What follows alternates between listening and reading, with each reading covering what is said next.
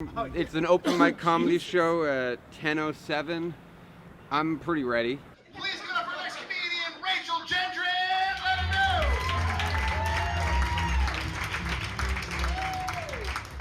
Hello.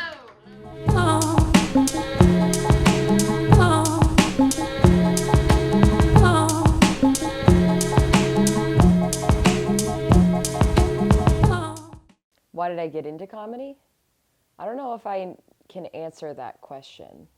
I started doing comedy because people laughed at me and thought I was funny. I didn't even have to put effort into that. I would just say a joke and people would follow me.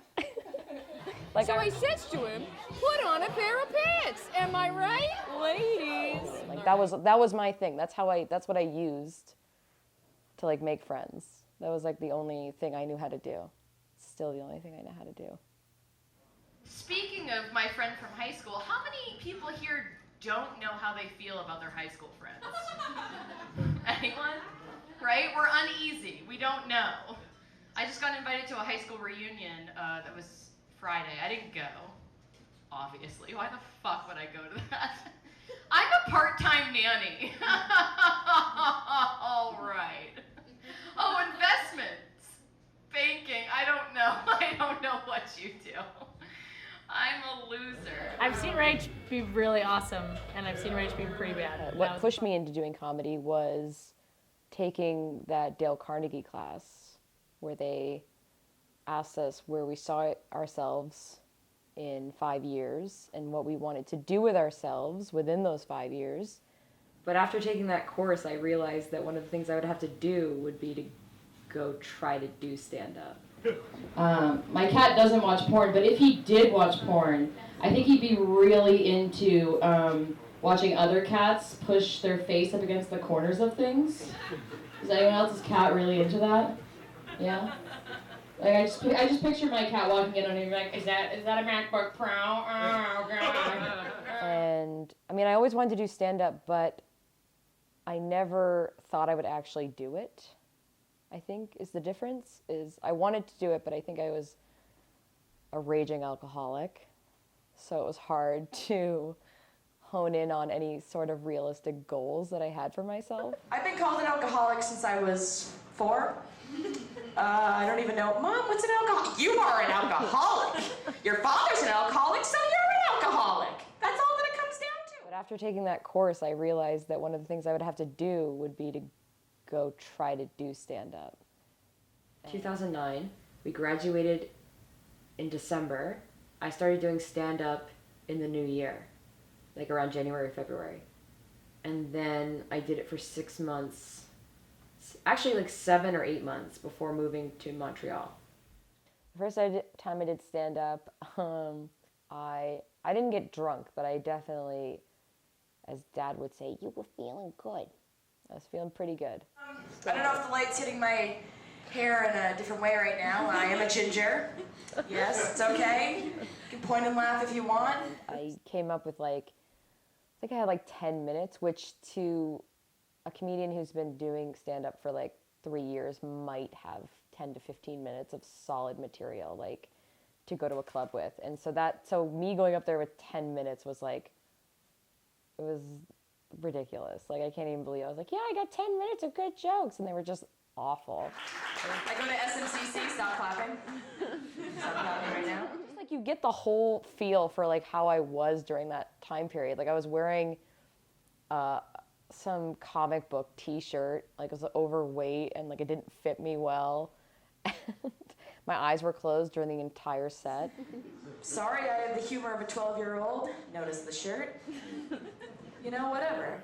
And the second one, I did get drunk, and I invited 20 friends, and now I know better than to invite 20 friends. Were you the awful high school friend? Is that why you're laughing? I was the good friend. Oh, I was the good friend. There was a good witch and a bad witch. It's fine. You guys are the best. Can you just always be right here? Even when the show's not happening. Maine, well, I started out at Slancha. And before the Comedy Connection closed, I did the Comedy Connection contest. I ran an open mic out of fucking Matthews. Am I allowed to swear? Yeah, the Asylum before it closed down. Crowbar, that was an awesome one. Crowbar was fucking great. Empire, Blue on Congress Street, Lincoln's. Lincoln's is probably my favorite one right now because, you know, first of all, the bar is so cool. It's just underground and a speakeasy and everything is $5. Slapstick humor, for sure, has been a big influence of mine. Jim Carrey, impressions, because he started out as an impressionist comedian, and he moved away from that. But his impressions are amazing, and his facial expressions are they're just incredible. Like, I used to do impressions of people in my family. It started with my dad, with our dad, doing impressions of him to the other uncles, and they'd pay me like $100 to do that, just to humiliate my dad, and I always sold him down the river to make a quick buck, and it was just so easy, you know. He was such a ridiculous person that it was easy to make fun of him. My dad's 74, and he dates young ladies, like really young, like you young, like all the time. But on Tinder, he's like 50, so it's cool, I guess. That's fine. Like, no, they don't even know, Rach. They don't even know. I'm like, that doesn't make it okay. Like, you understand? What? Let me turn my hearing aids on. What'd you say? If you're 20 and you're fucking a dude with a hearing aid, like, maybe don't. Maybe don't. I just did impressions of mom and dad, like in homeroom, in classes, and people like loved it and like wanted to meet them and didn't believe that they sounded like that. They'd be like, you know, I understand, like what you're saying is funny, but like, well, let's be real, like your parents don't really sound like that. And every time someone would meet dad, they'd be like, I'm sorry I doubted you. Like, he sounds exactly how you said he does sound. So that's, you know, you weren't lying. My God. I think it sounds more like a heart attack. I had a big Turkey dick in your throat? turkey right here. It was not nice. The woman's dying right in front of our eyes. He said that he sounds like Steve from Sex and the City. Which is funny because he doesn't have a Brooklyn accent, but his accent's so butchered that it sounds like he could have lived in Maine, Boston, and Brooklyn, New York, like all in the same year. You're the closest to it. You may have to give her mouth to mouth. Oh, what a waste to let her I think like dad gave us humor. He showed us all these movies and showed us what humor was and what he thought was funny. And we took that and we like kind of ran with it.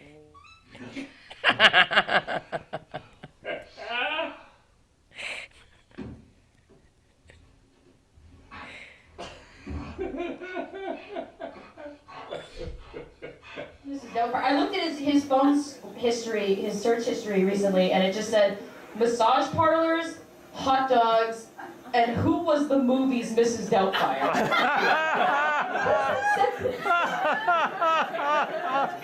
Love you, Dad. He's a sensitive guy, my dad. I love that about him. Get your feet off my feet. She's so easy to get going. Fucking Whitney Houston comes on in the car. Forget about it. I'm like, oh, Jesus. He's like, da, da, da, da, da, da, da, da, da. Leave it. Oh, God, she was, oh, Jesus. Oh, God, she was, she was such a freaking talent range. And she, and my dad's an AA, so he thinks that everyone's just afraid all the time. Just everything is caused by fear.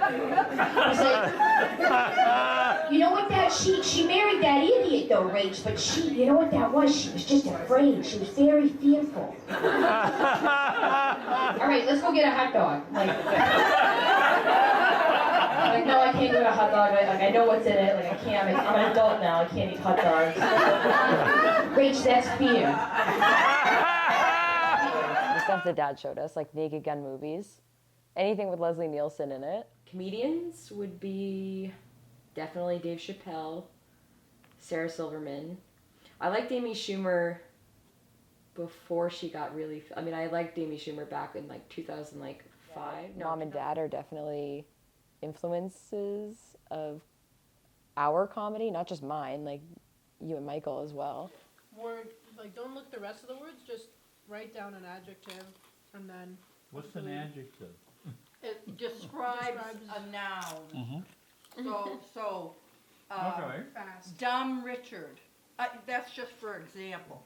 Stupid. Or stupid Richard, or lovely Richard, or handsome Richard. Handsome is the Mom, adjective. are you done? They're ridiculous human beings, especially Mom. Mom is like a caricature of herself. Now, so I got to come home for Thanksgiving. That was great. I love doing that. I love coming home to my mother, who is crazy. She's like a crazy Mainer mother. Does anyone else have one of those? Yeah? They're around. They're around. And what? You know, I feel like a nutcase. What's with your windows, Richard? Jeez. Seriously, I see cars coming over here and there's no car. I think you're seeing things. I'm beginning to wonder. You know, she's insane. I think one of the... I love you, Mom. I think that one of the things about Mom is that she was so crazy and still sort of is. My mother gave me red hair. Not proud of it. She's crazy, by the way. She's a real nut job. But I think that we needed comedy to cope with her. License plate number is UJ1066. Are you drunk? No, just No, but please don't insane. take any more wine. It's all gone. Are you serious? I'm gonna annihilate him. Are you serious? I did an impression of Mom saying this. Please do. It is what it is. That's not how I say That it. is exactly how you say not. that. I Yes, say you it is what it is. do. You know what it is? It's that this is what Mom thinks she's like. That's why her voicemail sounds so sane. And she'll be like, "Hi, you've reached Sandy Gendron. I can't answer the phone right now. I'm completely crazy. And if you call back on a better day, I'll yell at you." She talks about her family a lot more, which especially when her mom's in the audience, and that always blows my mind. That she'll be pretty blunt about her mom when her mom's sitting right there. Well, both of their mannerisms. Mom's body language, she shakes a lot. As you know, she has a bowl cut. And when she does and says a lot of things, her hair just like flaps a lot, and that's very funny. You need to be nice. Mom, She loves you Mom, I so wasn't- much, and no I matter can't how breathe. much I tormented you as a baby, I loved you more than life itself, and I still do. We used comedy to avoid our feelings, to avoid things that were really hard for us. And for me, at least, like, I knew that it would get me out of a lot of things. Recently, my dad took me out to lunch, and he's like, Rach, I gotta ask you something. Were you affected by the divorce? like, Dad, I'm 28. The divorce happened when I was 7. Like, so much time has passed. I'm like, no, I don't think I was no, I'm good. He's like, Okay, all right, look, I gotta come clean about something, Rach. When I told you kids about the divorce, I stole that speech from Mrs. Doubtfire's. you think about how much work that took, right? That came out in 1995, okay? You don't Google the speech. You go to the video rental store, right? You gotta rent it. You gotta bring it home. You gotta put it in a VCR. You gotta fast forward to the end. That's where the speech is. You know. You pause, stop, you get it written down, you recite it to your children. Father's gotta do what a father's gotta do. I just feel like he didn't need to dress up like her too. You know? Like, where'd you get that wig, Dad? Toodaloo! Don't ask questions. I'm gay, obviously. We know this. I got a hat on. That's how you know. What you don't know is that my sister is also gay, right? And in southern Maine, right? That's bragging rights, right? My mom loves this. I come and she's like, oh, my 2 gay daughters!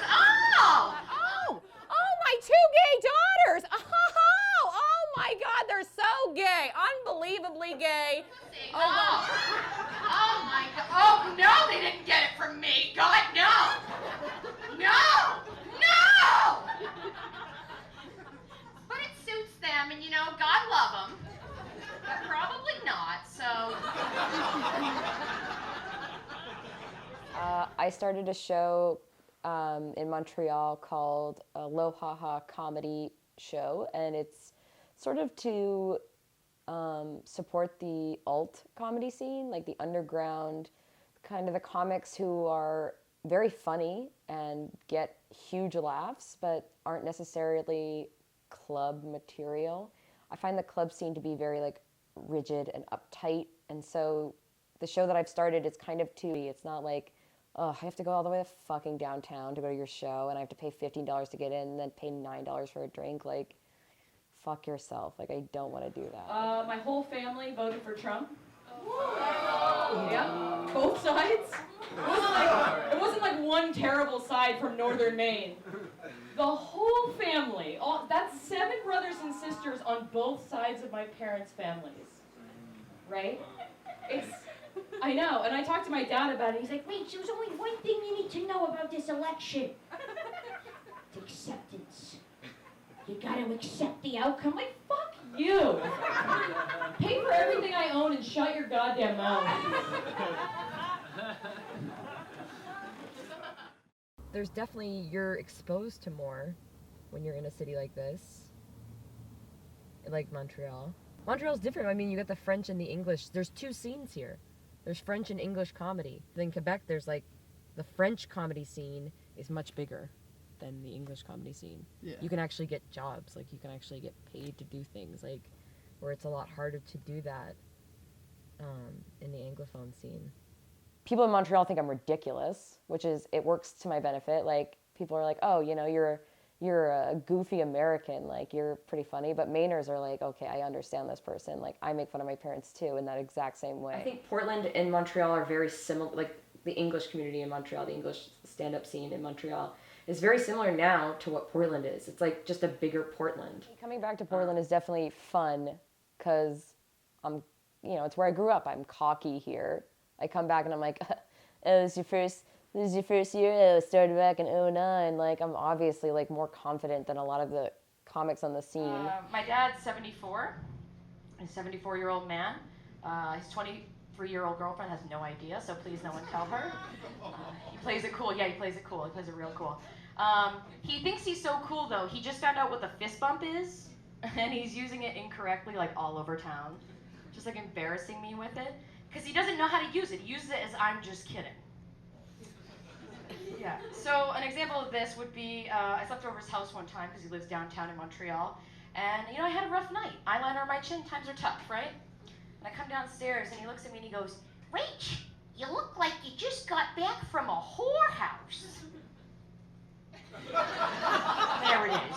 Fist bumping. And also I'm from Maine, so like my sense of humor, making fun of my parents is very like Mainers get it. Like they just understand. Please someone tell me that this is all a lie and that Trump is actually just the furnace from Home Alone. Like, it's a good way to diffuse the crowd. And then I go into the fact that my whole family voted for Trump. And because it's Thanksgiving week, so it's still relevant. Where I was like, I'm not coming home for Thanksgiving. There might be people in the audience who are for Trump. You think? Yeah. Like. God, I hope not. Yeah. Do you think I'm gonna alienate people if I talk about that? I don't know. I just feel like it's touchy. Process until I kind of like feel completely comfortable on stage to the point where I'm exactly who I am off stage, on stage. That would be my goal for stand-up. Rachel's great comedian, lifelong friend, changes lives. And definitely she seems more comfortable on stage than she used to. Yeah. Like, she used to be super awkward, and we know her as being Rach and being awkward and weird, but not everyone knows that.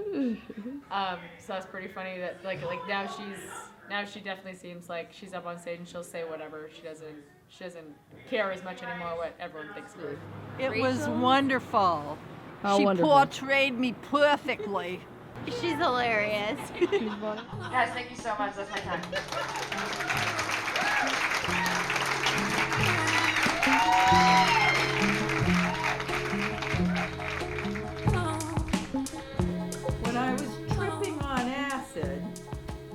goblins turned into my sex life.